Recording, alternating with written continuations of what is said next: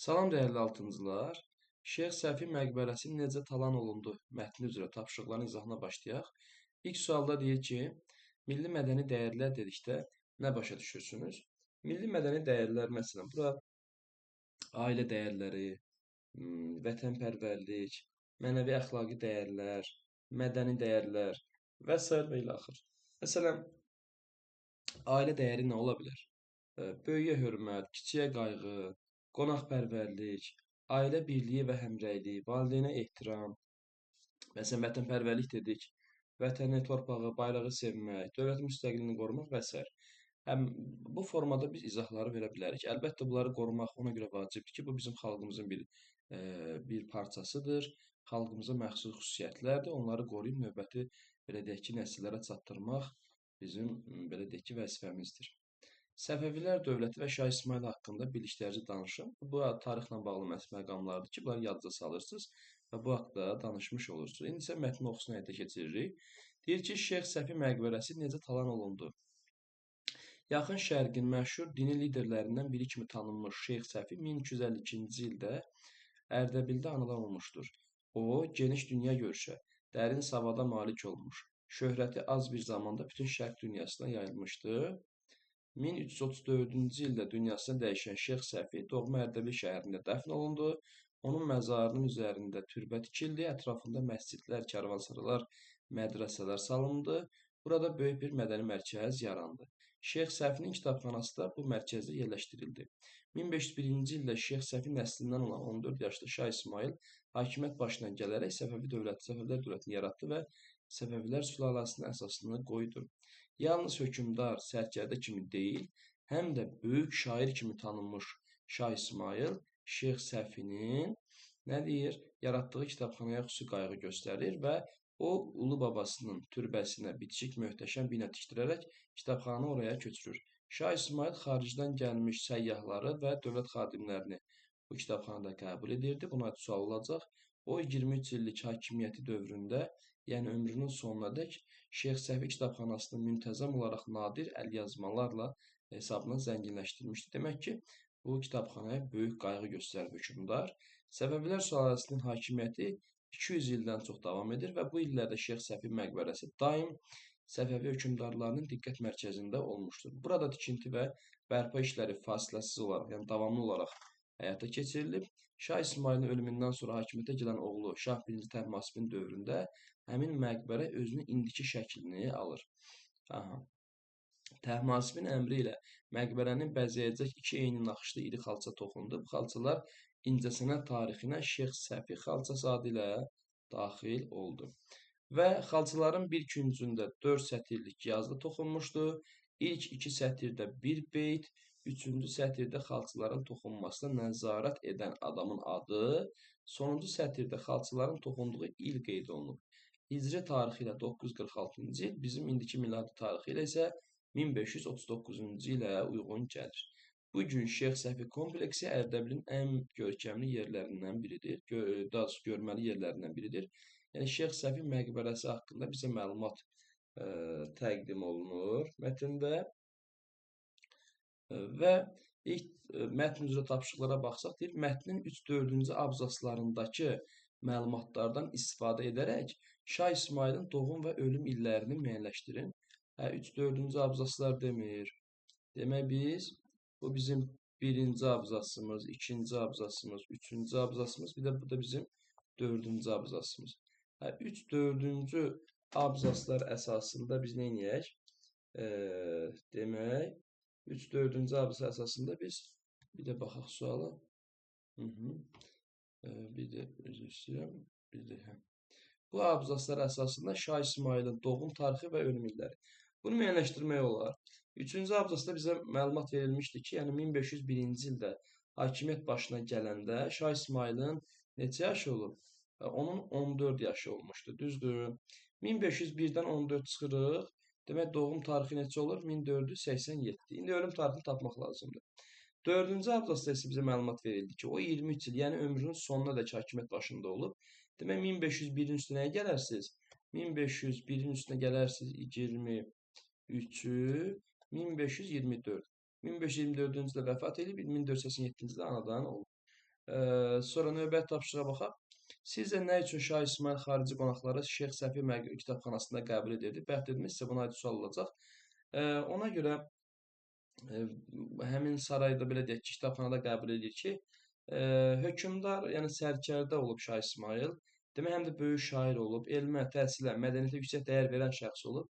Kitabxanaya xüsusi, belə deyək də, diqqət yetirib, onu daim yeni əlyazmalarla zənginləşdirib, xalqını, ölkəsini məhz belə tanıtmaq istədiyindən bu xarici qonaqları kitabxanada qəbul edib. Davam edək. Mətndəki məlumatlara əsaslanaraq Şah 1-ci Təhmasibin hakimiyyəti illərinin verildiyi variantı seçək. Görək hansı variant bura uyğun gəlir. Bu variant üzərində qalarıq və izahını da vermiş olarıq. Niyə B variantı? Biz burada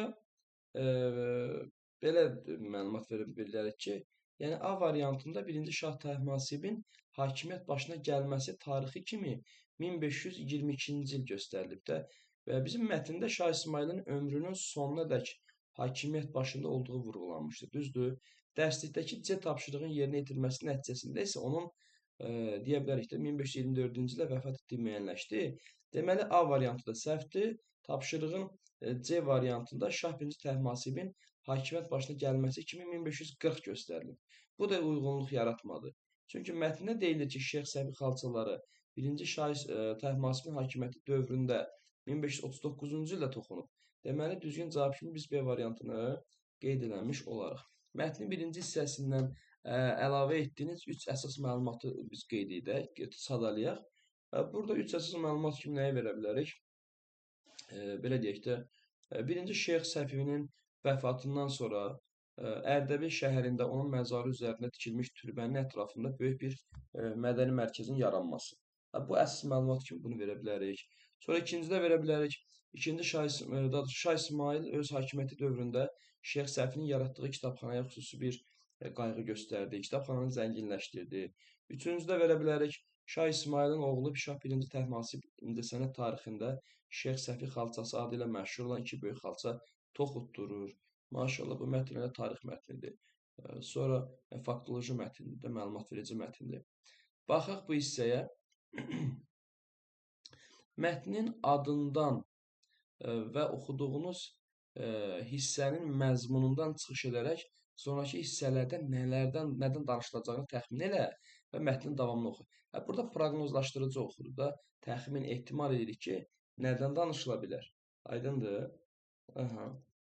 Baxaq, nədən danışıla bilər burada?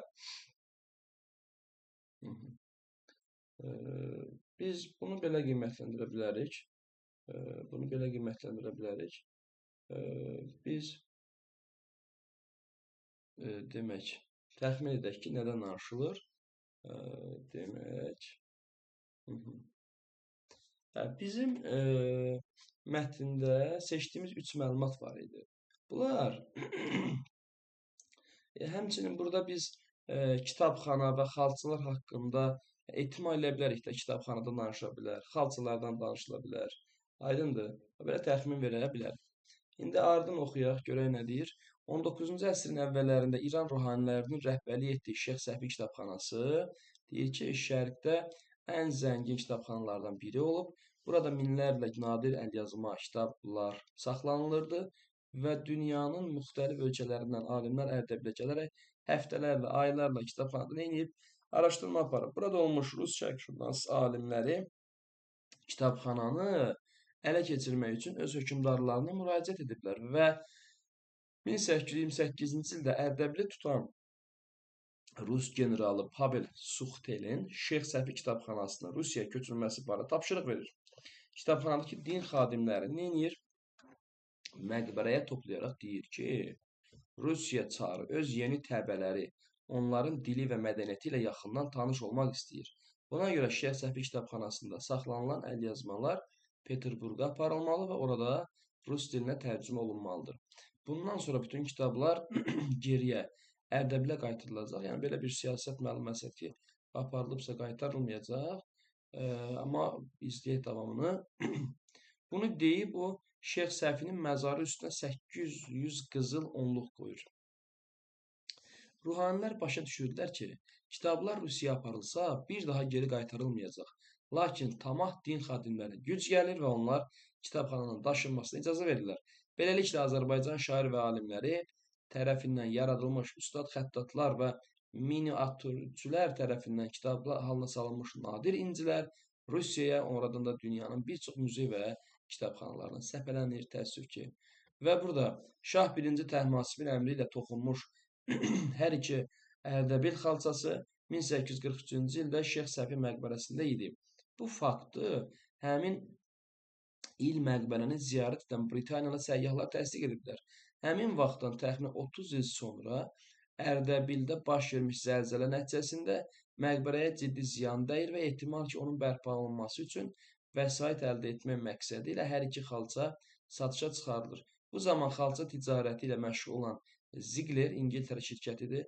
Xalçaları alır və xalçalar zədələndiyindən onlardan birinin hər iki kənarında kəsilərək digərinə tikilir.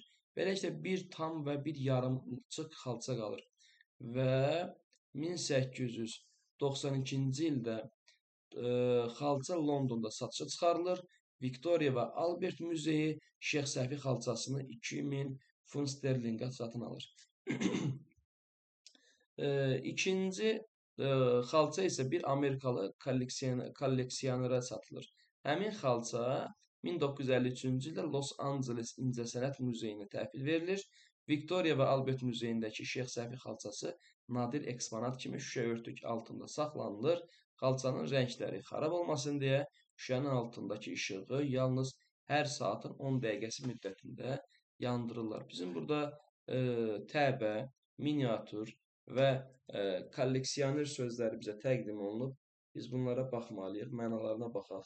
Nə deməkdir?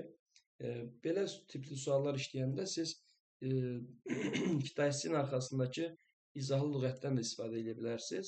Yaxud da ki, izahlı lüğət proqramından da istifadə eləmək olar. Təbə nədir? Yəni, bir dövlətə tabi olan, görürsünüz, TB, yəni eyni samitlər orada işlənib, onun vətəndaşı olan əhali, adam, aydındır. Sonra növbəti sözümüz hansıdır? Demək, növbəti sözümüz miniatür sözü olmalıdır, səhv eləmirəmsə.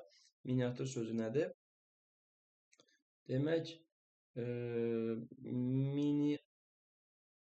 miniatür nədir? Qədim əlyazmalarda, kitablarda incə, rəngli, şəkil və ya bəzəkli iri hərf.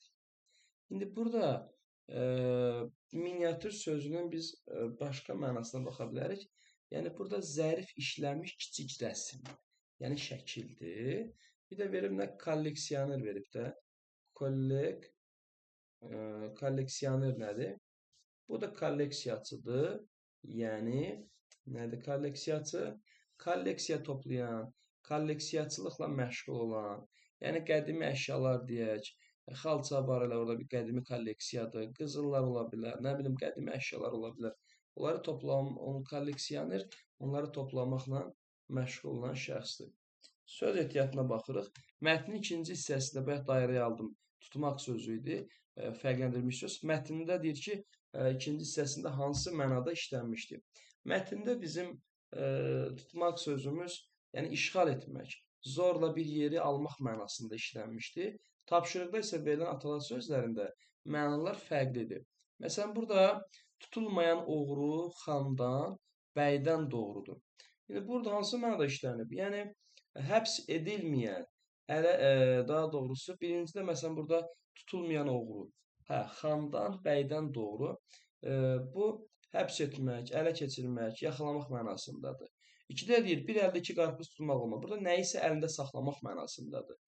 Üçdə, çox hürən it tutmaz. Burada qapmaq, dişləmək mənasındadır. Amma dörddə, atlı ilə piyadanın yoldaşlığı tutmaz. Burada da, yəni, atlı ilə piyadanın yoldaşlığı yəni bir-birinə uyğun gələ bilməz. Məcazi mənada verilib. Davam edirik. Düşün və cavab ver. Aşağıdakı parça mətndəki hansı fikri təsdiqləyir? Bu parça demək hansı fikri təsdiqləmiş olur? Bu parça verilmiş parça mətninin ikinci hissəsindəki ilk abzasa diqqət edin. Orada deyilən fikri təsdiqləyir. Yəni Şeyx Səfi kitabxanasının Şərqdə ən zəngin kitabxanalardan biri olmasını təsdiqləyir. Aydın oldu. O hissəyə baxarsınız.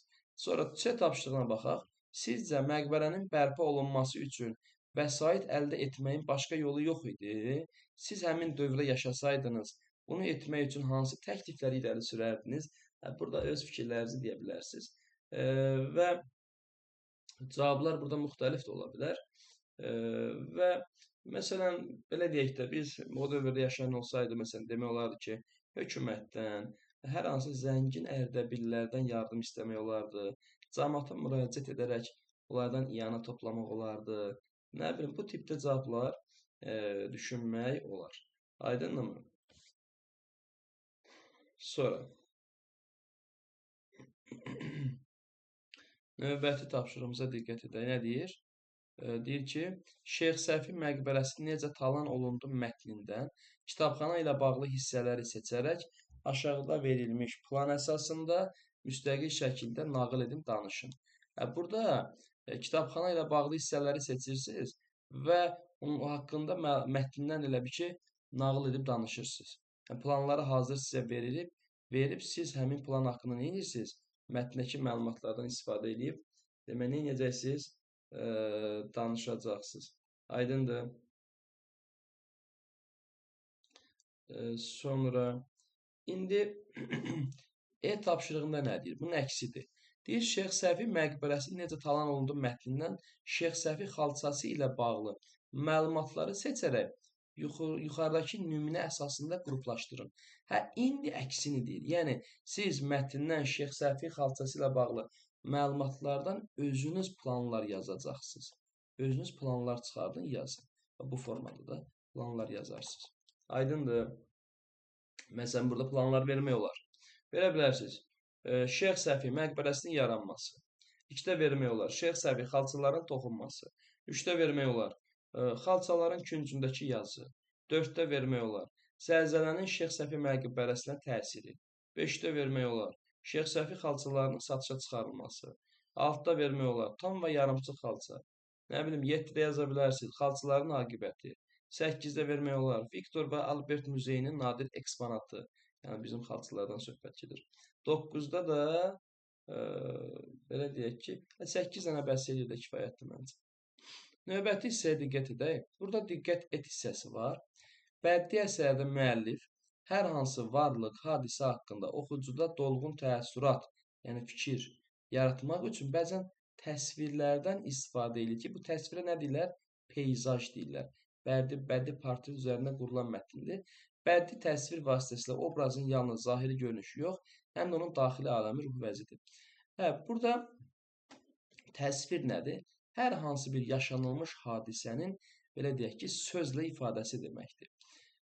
Sizə belə bir mətn təqdim olunub, mən məzmunla tanışam, siz tanış olarsınız və deyir ki, ilk abzasını oxuyun və bu hissədə təsvir olunanları təsəvvürünüzə neyin? Siz canlandırın. Aydındır. Bunu necə vermək olar? Bunu necə vermək olar? Belə deyək də, bunu siz məsələn təsəvvür edin ki, bir necə deyim, əyri-üyrü yollarla gedirsiniz, palçıqlı bir yolla gedirsiniz, yağış suyu dolmuş çalıların arası ilə gəzirsiniz. Yəni, bu formada özünüz oxuya-oxuya təsəvvür edin, beyninizdə canlandırın. Aydındır. Sonra, bu söz boğçası hissəsinə baxarıq və deyir, məsələn, burada verib, həftə bazarı verib də, düzdürmü? Həftə bazarı nə deməkdir? Yəni, həftədə bir dəfə, yəni əsasən bu bazar günü olur, düzəldilən, yəni hazırlanan alış-verişdir. Düzdür. Haylamaq nədir? Haylamağa da baxmaq olar. Haylamaq nədir? Yəni, kimisi səsləmək, kimi çağırmaqdır. Boğazından kəsmək nə deməkdir? Yəni, tutaq ki, kimsə öz ailəsinə, uşağına yaxşı qayğı göstərməkdən ötürü, yəni özü məsələn yemir, daha çox, yaxud da özünə aid nəsə almaq istəyəndə, öz üçün almır, daha çox övladı üçün alır. Boğazdan kəsmək belə vermək olar. Bir də verib bəkməz verib də, düzdür. Bəkməz nədir? Bəzi şirin meyvələrin suyundan hazırlanmış şirə, yəni doşab da buna demək olar. Bizə deyir ki, bu mətndə hadisələr nə vaxt baş verir? Hadisə belə verilmişdi də, səhərin bir payız günü, səhər demə payız fəslində. Səhər tezdən şəhərə gedən yolda baş verir.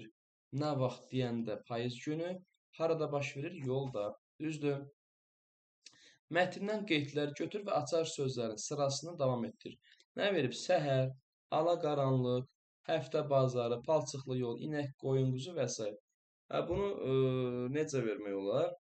Məsələn, burada verə bilərik də, eşək üstündə bəkməz, çiynində boğça, bir şələ odun, yumurtalarla dolu səbət, zoğal qurusu və s. və ilə axır. Siz də bu formada qura bilərsiniz.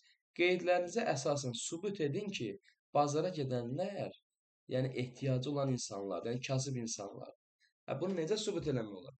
Sübut eləmək olar. Baxın, səhərin gözü açılmamış, isti yataqdan qalxıb narahat yolla piyada şəhərə getmələri artıq bu adamların kasıb olduğunu, ehtiyac içində yaşadıqlarını göstərir. Adamlar sağmal inəyini, qoyun quzusunu qabağına qatıb satmağa aparır. Arabaları ya da heç olmasa yük heyvanları olmayan bu adamlar ağır yükü çiyinlərində, qoltuğunda aparmağa məcburdurlar. Hətta onlardan biri bu uzun narahat yolu dalında bir şələ odunla gedir. Cavan bir gəlin isə özü uşaqları yeməyib yığdığı yumurtaları satmaq məcburiyyətindədir. Fikir verirsiniz.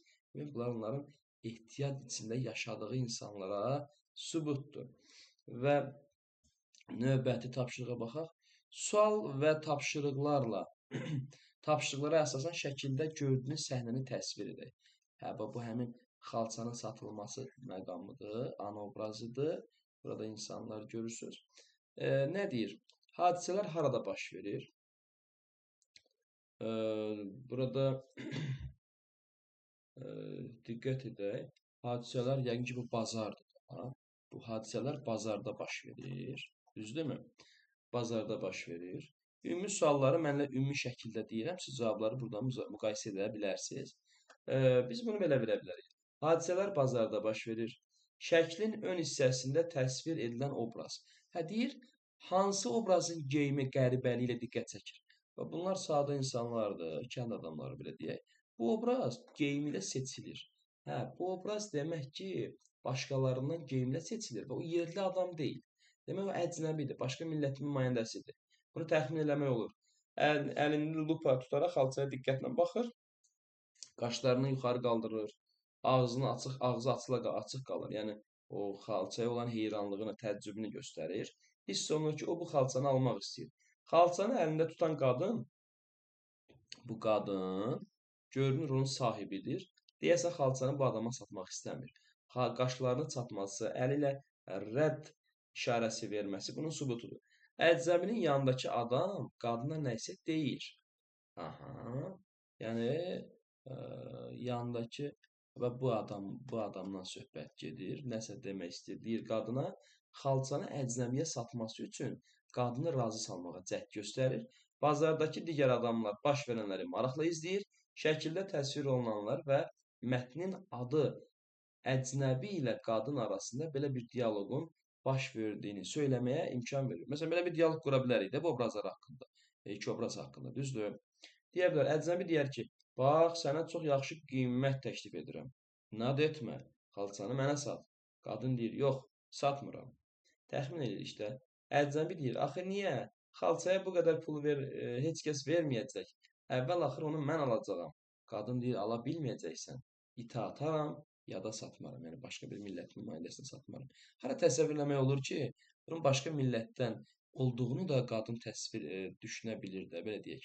Burada bizim bir dinləmə mətnimiz var. Ona bir dinləmə mətninə bir diqqət edək. Bir də göz istəyirəm. Dinləmə mətninə baxaq. Bu neçənci dinləmə mətnidir? Onu qarışdırdım. 4-cü dinləmə mətnidir. Yaxşı.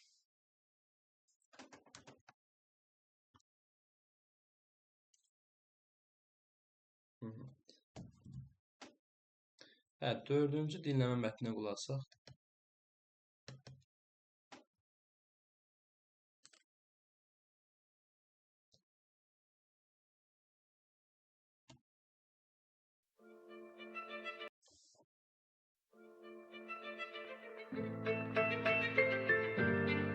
İtə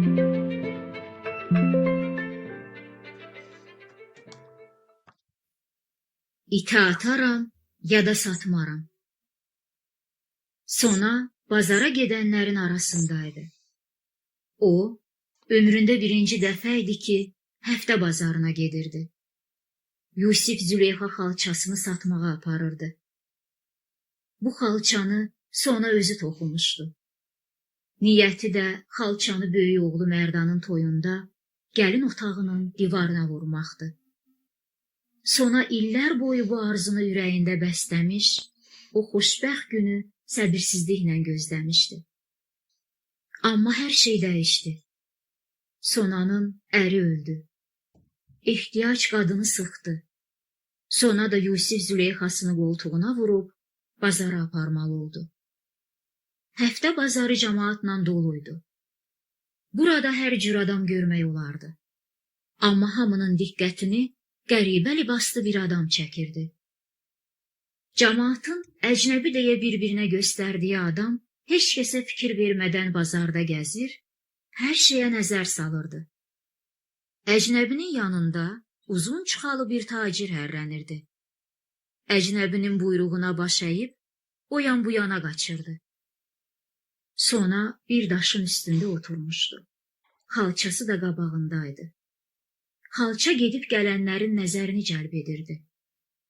Xalçanı əcnəbi də görmüşdü və heyrətindən donub qalmışdı. O, xalçanın önündə əyilib acgözlüklə ona baxır, əli ilə tumarlayırdı. Sonra yanındakı tacirə nə isə dedi. Tacir Sonadan soruşdu.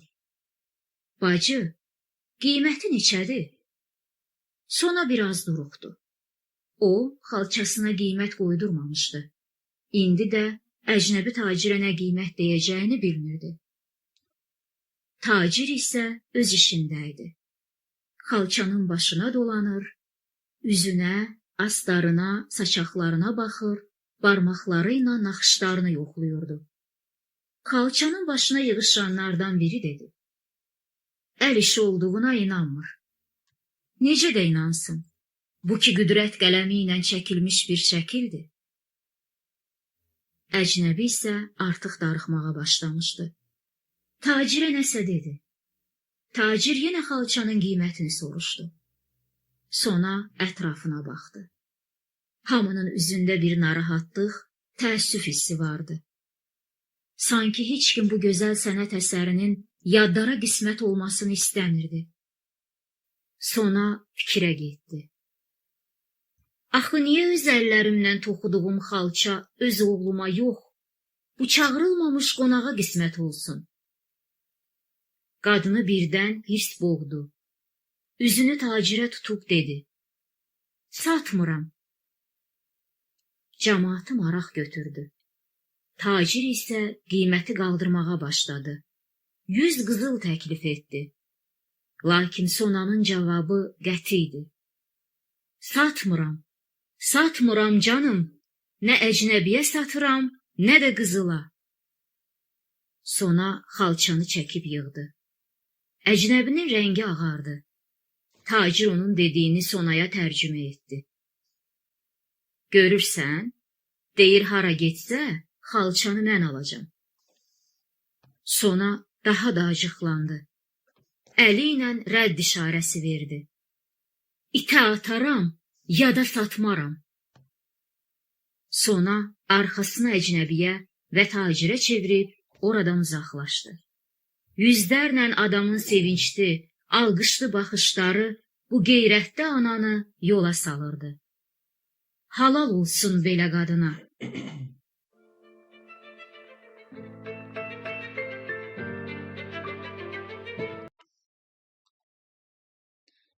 Demək biz bu dinlədik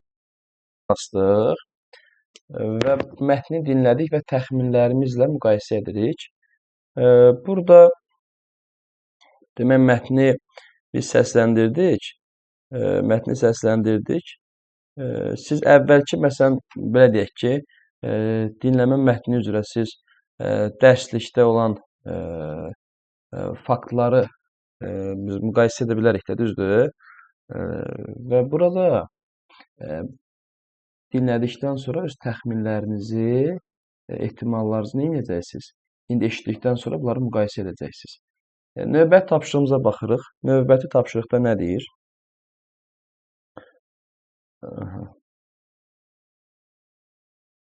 Hə, məsələn, təxminlərimizi deyək də, deməsə biraz şagirdlərdə çaşqınlıq yarada bilər. Təxminlərimizi deyək. Məsələn, təxminlərimiz nə ola bilər? Demək.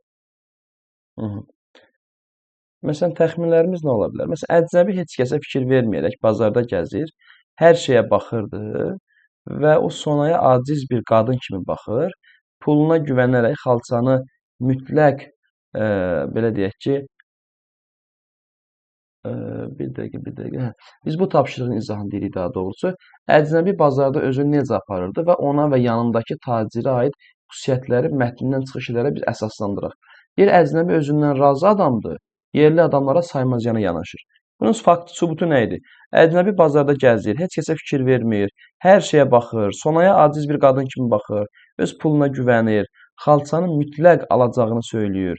Əcnəbinin yanındakı tacirin bu yaltaqlığını sübut edək.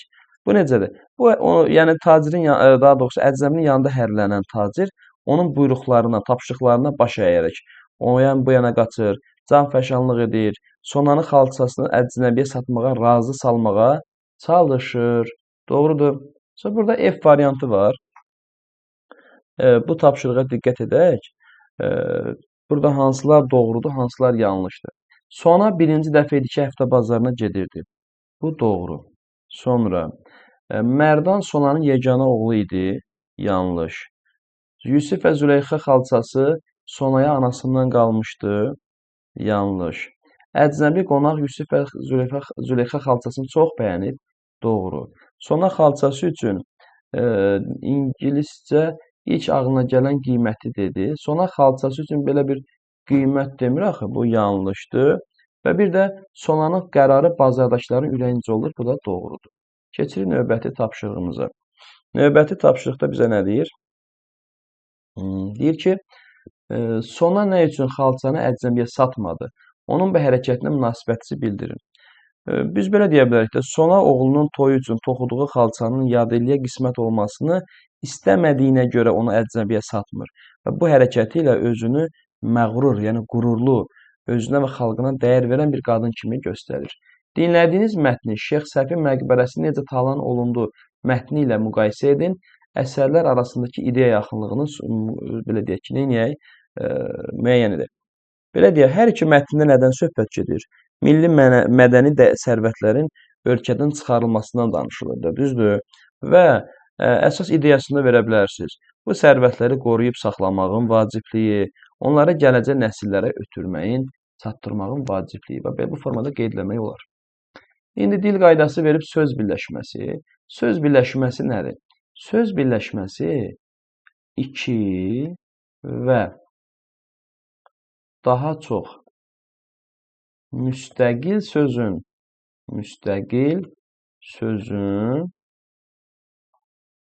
məna cəhətdən birləşməsidir. İki və daha çox müstəqil sözün məna cəhətdən əlaqələnməsi, birləşməsidir. Burada müstəqil söz deyəndə uşaqlar, yəni əsas nitq hissəsinə aid sözlərdən söhbət gedir. Yəni hər qarşımıza çıxan iki söz yox. İki və daha artıq müstəqil sözün məna və qrammatik cəhətdən birləşməsidir, əlaqələnməsidir.